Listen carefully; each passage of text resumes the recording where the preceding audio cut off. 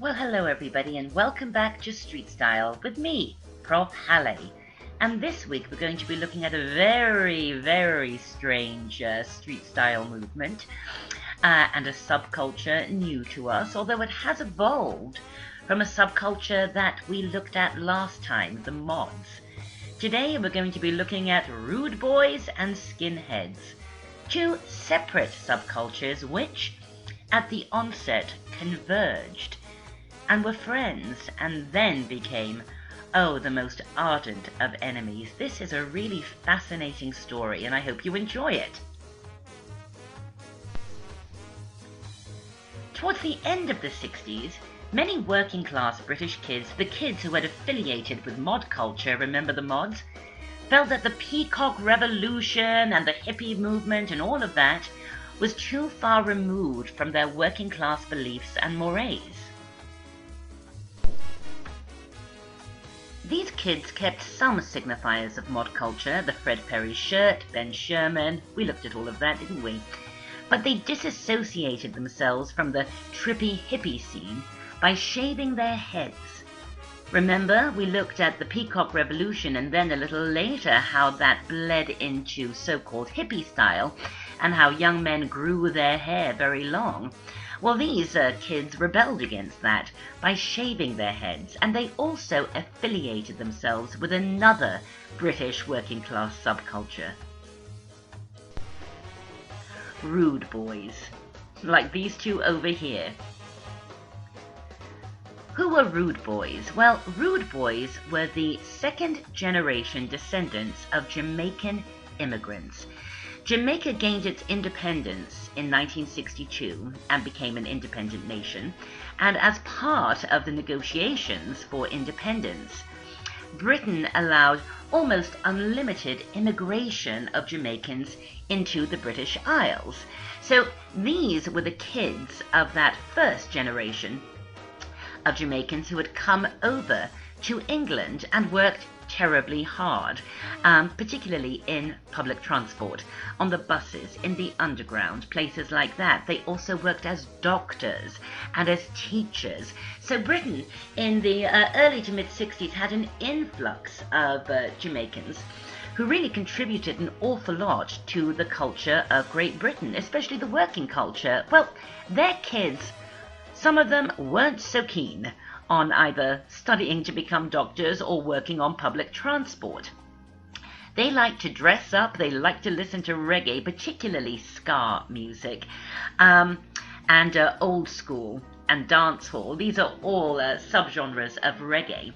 And they were thought to be quite lippy, a little bit cocky, not very respectful to their elders. So it was in fact their parents who termed this subculture, they called them rude boys.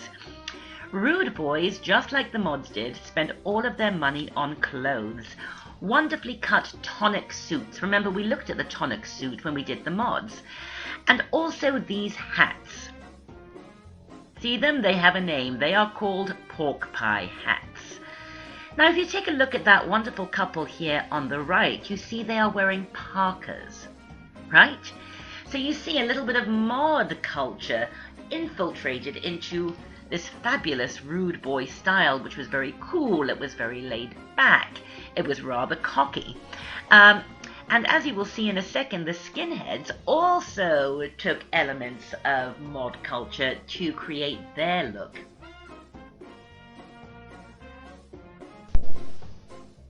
So let's take a look at skinheads. Skinheads were this group of kids. Now, why am I talking about them in the same lecture as rude boys? Because these two cultures were absolutely intertwined at the offset, as I mentioned at the beginning of the lecture. That would not last, sadly. Skinheads were the culture that developed amongst working class kids. It started with the boys, followed by the girls, as always, as we've seen in this course. Skinheads were working class kids who really thought that the whole Peacock Revolution and then later that hippie dippy scene had nothing to do with them. It was getting so completely far away from what they believed in, and they believed in their own working class mores. These were kids who were not economically privileged at all. They were really the lower classes, the working classes, and they were very proud of it. And so we remember what people were wearing in the late 1960s on Carnaby Street. Remember all of those incredible, nostalgic, pseudo-Victorian outfits with paisleys, and then of course all of that Indian influence. No, the skinheads hated all of this.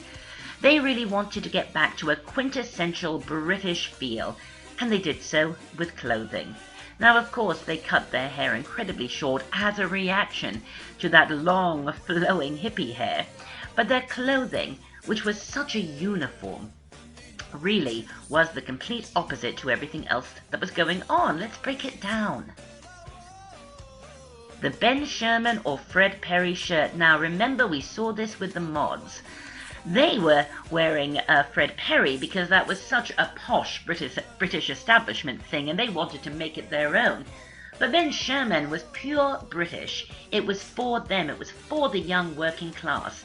And so the mods, by appropriating Fred Perry, it wasn't because it was upper class or posh. It was because it was English. And Ben Sherman, of course, because that traces back to their mod roots. Braces or suspenders, call them what you will.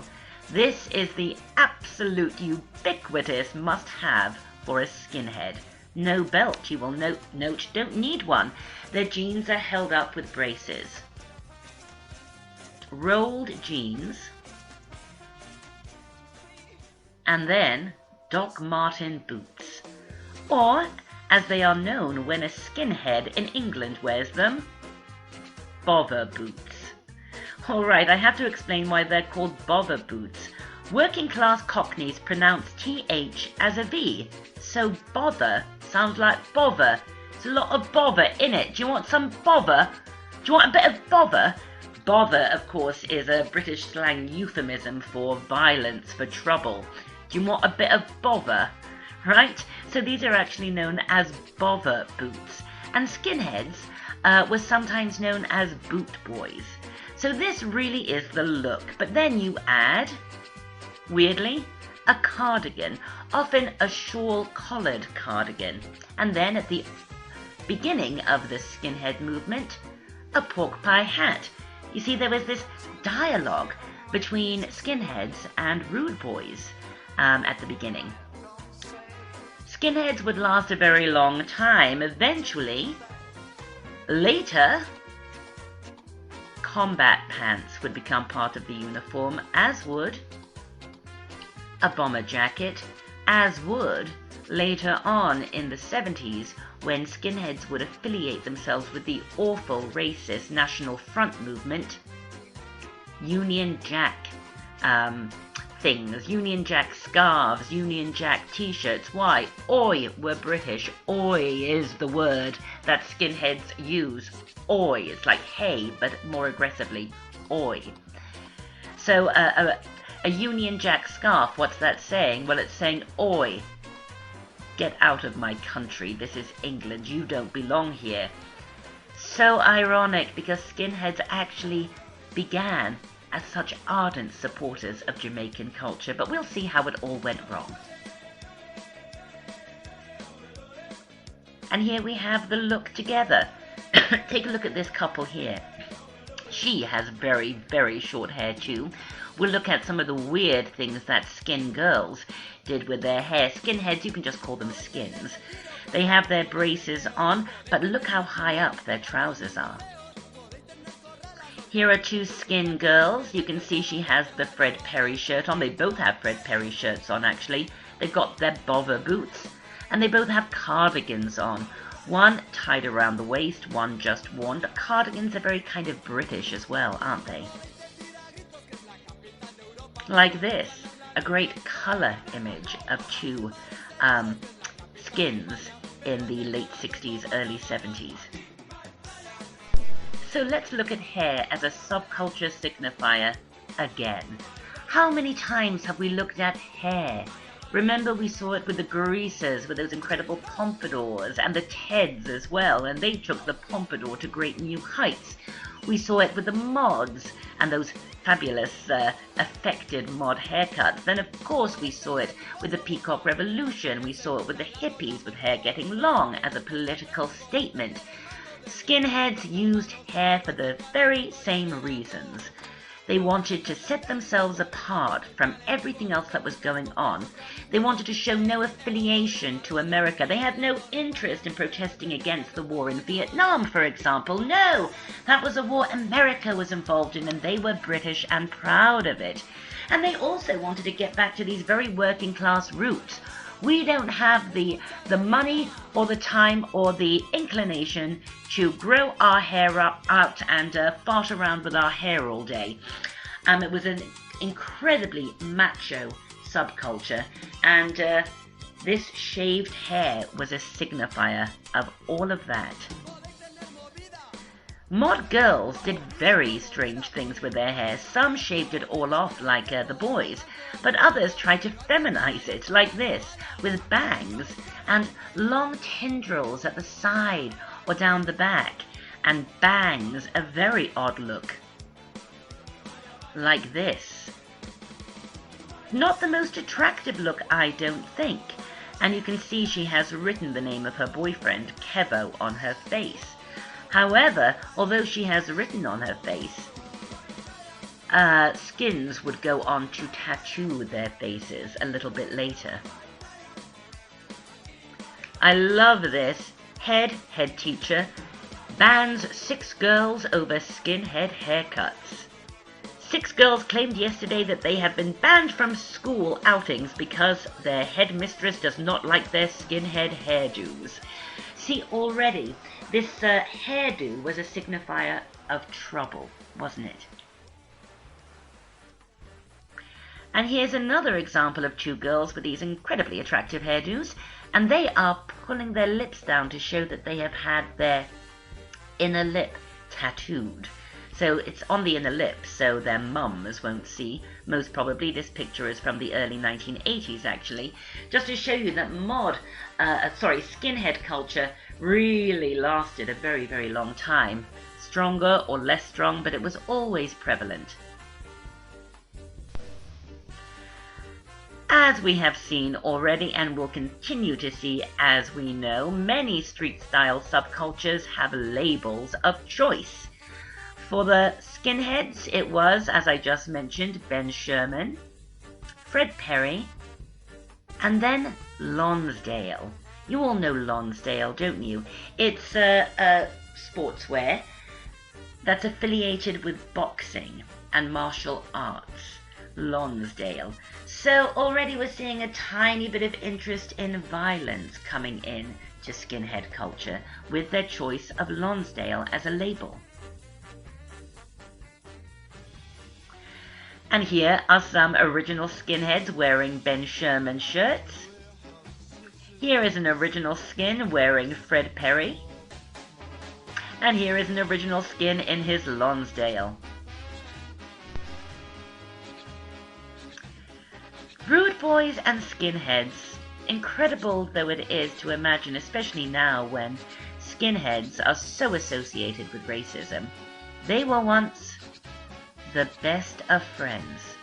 And they were brought together not only by feeling like working class outcasts who didn't relate at all to what was happening in the rest of youth culture. They could not relate to hippie style, and then in the early 70s they certainly couldn't relate to glam rock. They were brought together primarily with music. Look at these lads here. You can see these are skinheads, and there is a rude boy with his pork pie hat. The music of choice that both skinheads and rude boys loved was ska. Ska is the music that you're listening to now, obviously, and ska music, which is a subgenre of reggae, was the music of choice, particularly from the Trojan label. Trojan Records, established in 1968, was a reggae record label. And now, to show this wonderful moment when Skinheads and Rude Boys actually got along, I'm going to show you a wonderful clip from a British documentary. Enjoy.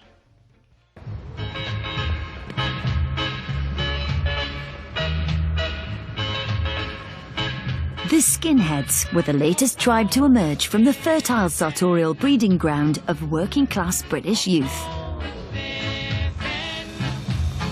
And this latest group fascinated the chattering classes. In accepting reggae, the Skinheads have rejected the middle class with its existential, mystical, hippie-style music, which is unable to cater to the social needs of the Skinheads. Through the medium of the reggae, the black youth does this extremely well. Tony Haddo was one of the first Skinheads to walk the streets of London. We thought the Jamaicans were naturally cool. The way they walked, the way they moved, the way they danced, and relaxed, the way they talked. You know, we wanted a little bit of it. And the way they got it was through clothes. Tony and his mates were meticulous in their attempts to adapt the rude boy look. Not blue. Got a nice lining on that one. And once they found it, they were willing to pay. All the money we had actually went on to the fashion and the music. The shoes were like £8 a pair, which was more than a week's wages as an apprentice plumber in the 60s, so yeah. It did cost a lot of money. There's one of me in black and white with my early girlfriend. And there's me with a pair of tonic mohair trousers on. There you go, 2-3 inches off the shoe. I've got a check shirt on, a tailored jacket, hanky in the pocket, and again you can see the parting in the hair. The essentials of skinhead style are enduring. Mohair tonic suits, check button-down shirt, rolled up slim-cut jeans, loafers, brogues and Doc Marten boots. Through their love of a sharp style, white skins and black rude boys had found common ground. And it wasn't long before this moment of cultural harmony was given a soundtrack all of its own. We got 3 million miles to reach on the moon. Yeah, yeah, yeah, yeah, yeah. Skinhead Moonstomp was a defining track of the era. You know, it was massive in the clubs. It had such a good sound to it, and it was sort of an anthem in a way. You know, it's something people could actually dance together to, get involved in. And to see like 300 plus skinheads all doing this stamping dance, it was very exciting for us. That's what I say, boy. Now remember, I'm your boss, Skinhead speaking. My name is Caleb. Right. Moonstomp was a homegrown reggae hit, written and produced exclusively for skinheads. Or my beat, whatever you want to call it. It was a special skinhead dance. One drum and one little nods. One little nods, yeah. It was a nice dance.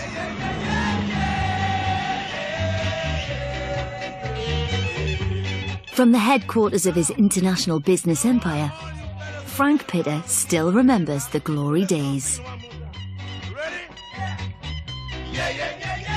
As the drummer in the band Simmerip, he helped put the stomp in moonstomping. This skinhead moonstomp. We're with the skinhead boys on the front and us on the back. You know?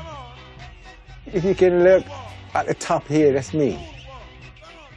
I think we were the first band to record something targeting skinheads, something for them, you know, and we did a skinhead moonstomp, you know, and we put our thing into the national charts. This sold about 4 million copies. You know. The music, fashion, they go together. You're doing the music, you haven't got the clothes to go with it, the fashion, the style.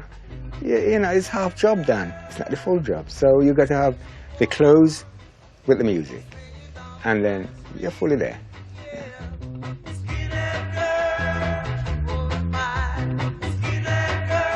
This was a glorious moment in post-war Britain. Two cultures brought together through music and fashion. But it wasn't to last.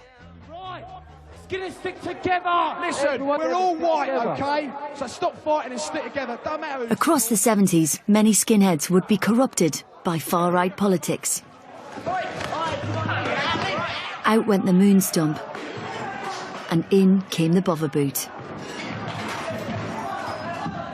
And these skinheads became like an army, marching on bigotry and violence. Well, as you probably got from the clip, by the 70s, the mid-70s, disillusioned with the lack of money and opportunity available to them, many skinheads took a scary, dark turn, blaming Britain's relatively open immigration policy on their own lack of prospects, and joined the National Front. Just to reiterate, the National Front is a very right-wing, fringe political party in the United Kingdom, although nearly every country has its own National Front.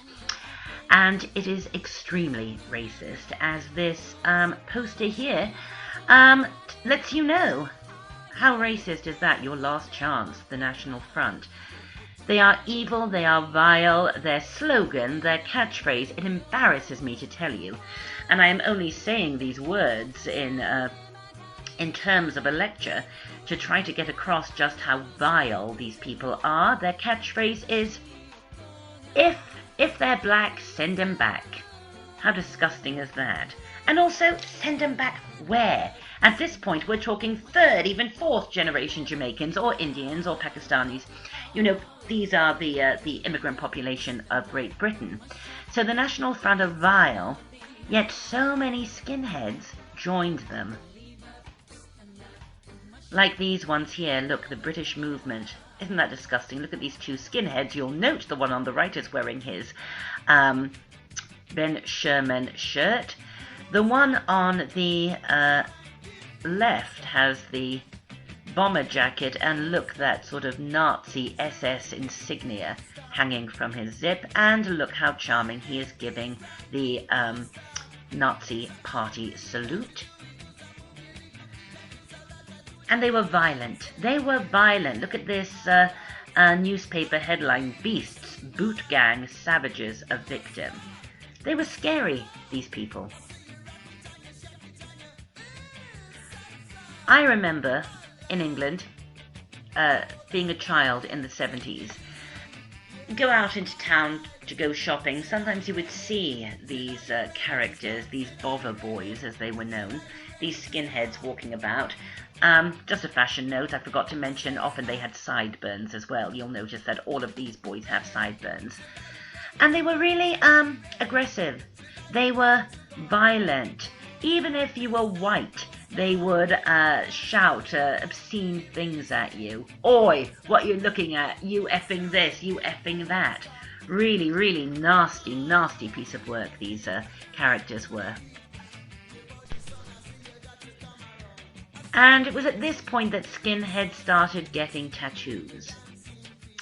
Often a Christian type of cross, although they certainly weren't Christians, and look, made in London. Now listen, not every skinhead is a racist, and not every skinhead's tattoos are racist. But many are. And it was skinheads before anyone who started tattooing their faces. So, you know, we looked at gangs, American street gangs, at the beginning of this semester.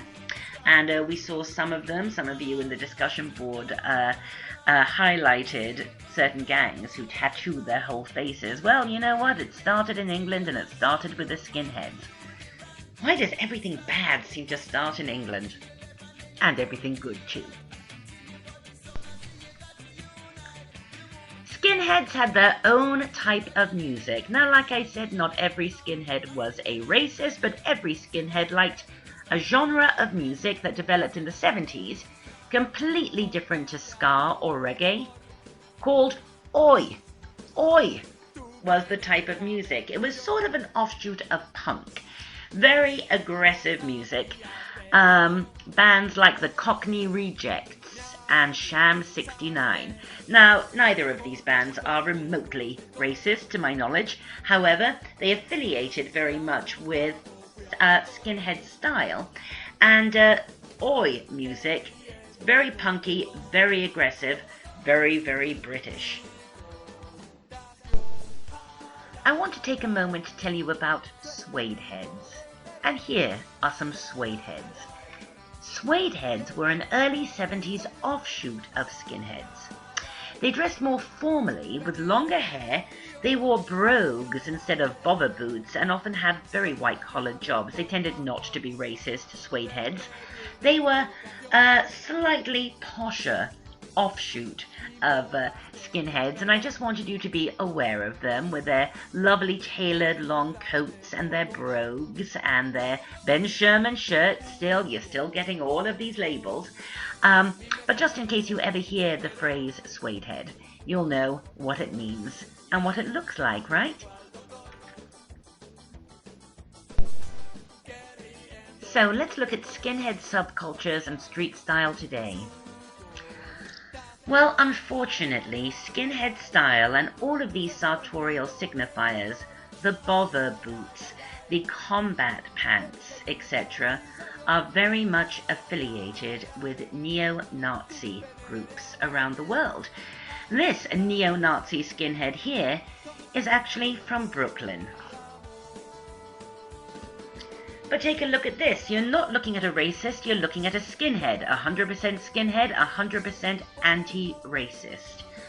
So you see, you can be a skinhead and you can be absolutely the biggest asshole racist in town, or look, 100% anti-racist.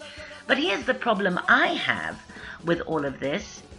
If you are 100% anti-racist, why do you want to dress and cut your hair like a group that is so synonymous with racism? So look at this couple here. Are they 100% anti-racist or 100% racist? I don't know, but I tell you what, I wouldn't risk it no matter how much I like skinhead style. I wouldn't want anyone to even assume I might be slightly racist or even have that question in their minds. So it's very interesting to me, and it's going to be something we look at in the discussion board, why people who are not racist want to identify with the sartorial signifiers of racist skinhead culture. It's interesting, isn't it? But a group that are certainly not racist are those who subscribe to something called Trojan style. Trojan, does that sound familiar? Of course, it's the reggae record label, right? That the original skinheads and the original rude boys so loved. Trojan style.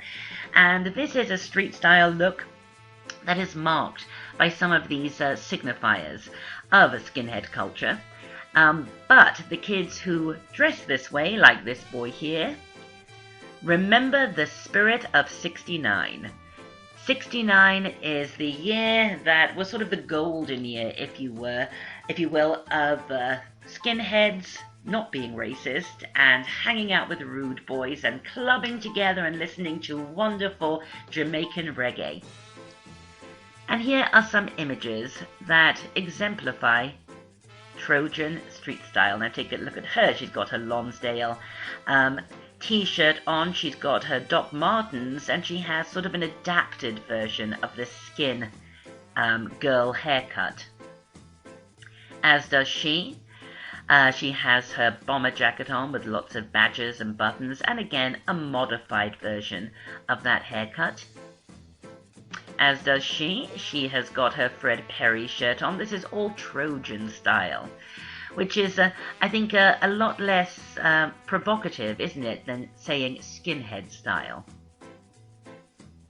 And take a look at her. She's something of a street style icon, actually, for her Trojan style, and she's got a Trojan Records t-shirt on. So let's look at skinhead, Trojan, rude boy street style today. Recent street images for you. Like this pair here. They look like mum and daughter, actually, don't they? You can see they have their Ben Sherman on, they have their Doc Martens, and she's carrying a Lonsdale bag, and they both have more contemporary versions of that weird skinhead haircut. He's really going rude boy, isn't he? Remember there was that dialogue at the beginning between mod/skin signifiers like Ben Sherman shirts. He's got the braces, but he's also got that pork pie hat. He's gone full-on skinhead. And he's gone full-on rude boy. You see, this is why you need to know about all of these subcultures when examining street style today. And let's take a look at high fashion's take on retro low culture. Here are some runway images obviously inspired by skinheads. And look at that editorial. Scarface, go one step beyond bobber boots with these threads for latter-day rude boys. And look at that editorial. Oi! Fall fashion takes its cues from the street by emulating the gritty punk aesthetic of British youth culture. Again, a little bit of confusion there that fashion writers often have, because skinheads had nothing to do with punk rock. Two completely different subcultures.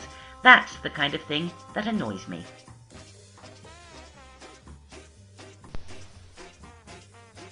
But here's the question that we're going to be discussing in this week's discussion board. Sure, there are a whole bunch of skinheads who are absolutely against racism. Look at this, skinheads against racial prejudice. But there's an awful lot who are racist, and proudly so. So, do most people associate skinhead style with racism and hate crimes? And even if they don't, should high fashion and street style be channeling the signature look of neo-Nazis? Because if it does, and if they do, really, it's only a step away from this, isn't it? These are some hot and heavy topics we're going to be discussing in this week's discussion board. I hope you've enjoyed, or at least found interesting, this week's lecture, and I hope you've enjoyed listening to some ska. It's one of my favourite genres of music. I'll see you over on the discussion board. Alright, bye for now.